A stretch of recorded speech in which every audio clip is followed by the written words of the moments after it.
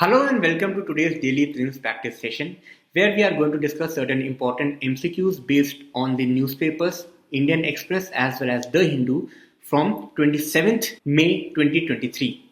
So the important topics which are to be discussed have been displayed on your screen and the timestamping of the same has been provided in the description box below. So now let us begin our today's session. So our first topic is from The Hindu Daily edition. This topic is in the context of human-wildlife conflict. And this news article is from the state of Kerala, where the wildlife department is transporting few elements to distant areas in order to protect the life as well as property of the humans living in the surrounding areas. Now, this human wildlife conflict is one of the major concerns when it comes to the wildlife conservation. We all know this. In this news article, the important protected area which is mentioned is the Periyar Tiger Reserve. So in this context, we all know that almost every year in UPSC prelims, the questions are asked related to the protected areas. It may be related to their location or certain important characteristics. For example, in 2015, if you read this question, you will see that an important characteristic was asked. The question said, which of the following national parks is unique in being a swamp with floating vegetation that supports a rich biodiversity? So because this is an unique characteristics of one of the protected areas in India, so that is why you need to be aware about such characteristics. So try to attempt this question on your own. We will look at our DPP question number 1. With reference to the Periyar National Park of India, consider the following statements. 1. It is located high in the Cardamom Hills. 2. It forms the major watershed of two important rivers, Periyar and Bharatpua. Now, this statement is incorrect because Periyar National Park forms the watershed between two rivers. One obviously is Periyar, on the basis of which the name of the protected area is listed. But the second river is not Bharatpua, it is rather Pamba. So that is why statement 2 is incorrect, and by this logic only, if you eliminate statement 2, you will arrive at option D only, that is 1, 3 and 4, and this will be the correct answer. And that is why other 3 statements are also correct. It is notable as an elephant reserve also, it is also a national park, it is also a wildlife sanctuary, as well as it is also a tiger reserve. As far as the natural vegetation is concerned, it is characterized by tropical evergreen and deciduous type vegetation.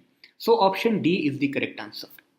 Now let us move towards the DPP question number 2, which is in relation to the monsoon. So recently IMD has said that India in this year is going to receive the normal monsoon, because earlier there were certain guesses that this year monsoon will be below normal because of the presence of the atmo-oceanic conditions in the Pacific Ocean, but because of the similar conditions in the Indian Ocean, those effects will be countered. Here you should also know that what do you mean by the normal monsoon. Normal monsoon is basically when the deviation is less than plus minus 10% of the long period average. So IMD has said that in this year, and particularly in the 4 monsoon seasons, which are those 4 monsoon seasons, June, July, August and September. So IMD says that the country as a whole is likely to receive 96% of its normal rainfall. So that means 96%, that is only the deviation of minus 4% from the long period average. So obviously it is within the range of 10% and hence it will be normal monsoon.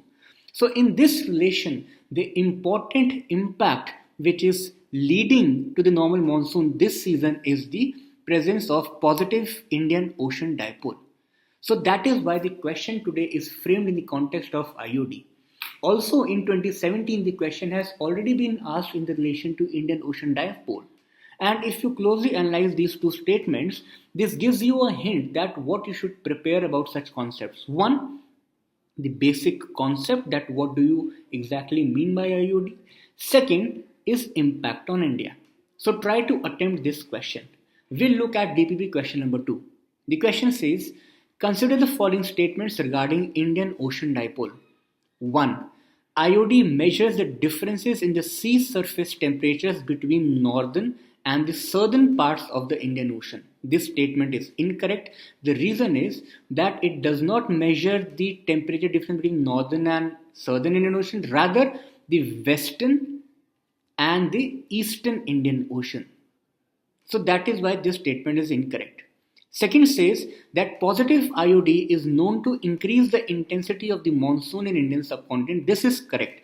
The reason is that during the positive Indian Ocean dipole, the low pressure region exists in the Arabian Sea area, and hence it attracts the wind from the other areas, which hits the Indian western coast, and it increases the monsoonal intensity. And that is why it is also said that many a times, even during the El Nino years, which is characterized by the drought season in India, still, despite the presence of El Nino, India receives the normal monsoon because simultaneously we have positive Indian Ocean dipole. So positive IOD lessens the impact of El Nino, and this was the same idea which was asked in 2017 question. If you read this statement, an IOD phenomena can influence the El Nino's impact on monsoon. So this was correct. Here also this is incorrect, and hence B 2 only is the correct answer. Here also B 2 only is the correct answer. Answer to this previous year question was Kebul Lemjao National Park. Now coming to the DPP question number 3, which is in the context of sedition. So now the immediate context in which this lead article has appeared in today's The Hindu Delhi edition is that recently the local police of Delhi and Ahmedabad has filed several cases of sedition against journalists as well as civil society activists. So we all know that sedition is one of those laws which is grossly misused in India because of the vagueness present in the definition of sedition. But we should be aware of this sedition law. This sedition has a close relation with the fundamental rights mentioned in Article 19, that is freedom of speech and expression. So here also we need to be aware about this linkage. For example, if you see question asked in 2021 PYQ, it said that right to privacy is protected under which article of the Indian Constitution? So basically the applied version of the fundamental rights. So answer to this question we all know is C, Article 21. Now if you see today's question, consider the following statements regarding the sedition law in India. Statement 1 says, Section 124 of the Indian Penal Code, that is IPC, describes the crime sedition. This is incorrect because it is 124A. Statement 2 says sedition is mentioned as one of the reasonable restrictions on our rights to freedom of speech and expression. Again, this is incorrect because if you will see the Constitution and read Article 19 carefully, you will see that sedition is not one of the reasonable restrictions mentioned against the freedom of speech and expression. There are certain restrictions. For example, you cannot speak against the country with which we have friendly relations. You cannot speak which can have a negative impact on the law and order situation, etc. So these are certain reasonable restrictions, but sedition is not one of them, explicitly mentioned under Article 19.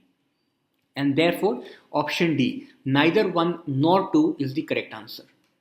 Now moving to DPP question number 4 from Indian Express, and the question is in relation to the Indus Valley Civilization. If you will see today's text and the context page, here it is mentioned Indus Civilization Dancing Girl and her story. This article has appeared in the immediate context because recently in New Delhi's Pragati Maidan, our Honorable Prime Minister has unveiled the Expo's mascot, which is this, the dancing girl. And Indus Valley Civilization or the Harappan Civilization is one of the favorite areas when it comes to the prelims examination. For example, in 2013, the question was asked in this manner. Which of the following characterizes the people of Indus Civilization? So give yourself a try and read this question and attempt it. Question for today is, which of the following archaeological discoveries is not associated with the Indus Valley Civilization? So Great Bath at Mohenjo-daro, so correct. Dancing Girl statue, correct. Indus scripts, obviously correct. This is the answer because terracotta army is not from the IBC, rather it was an important excavation in China. If you remember, a few years back, our Prime Minister also visited this place and he also has a photo with this terracotta army.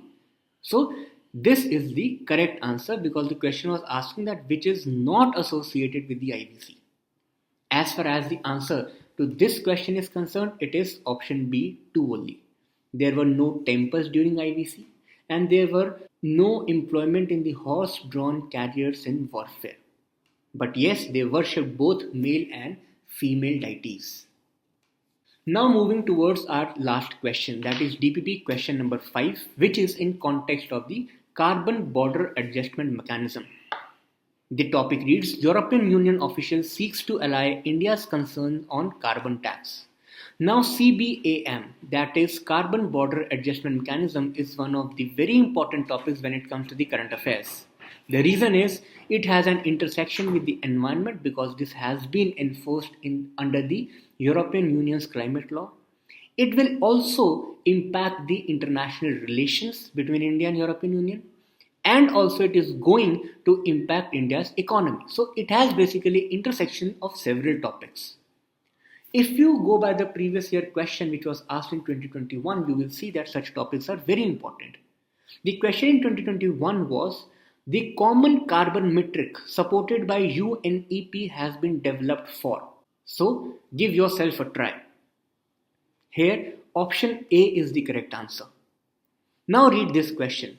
CBAM is recently seen in the news and is formulated by which of the following groupings? So very factual and simple question. A, European Union. But you should be aware that what exactly is the Carbon Border Adjustment Mechanism? So basically, European Union is taking several steps in order to combat climate change because they have a target for themselves to get carbon net neutral. So that is why they are taking several steps. For example, recently they have also come up with the European Union deforestation regulation. And similarly, here also they have come up with the Carbon Border Adjustment Mechanism. Now this is done basically to prevent carbon leakage. Now the question is that what do you mean by carbon leakage?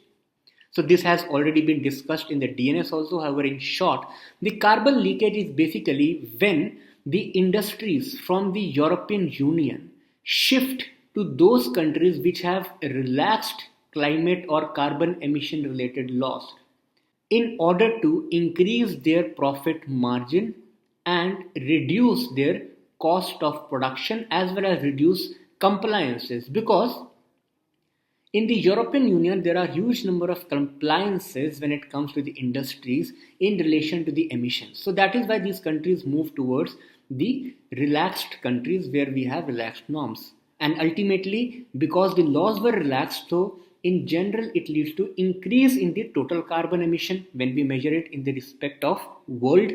And therefore, this increase in carbon, this leak of carbon is known as carbon leakage.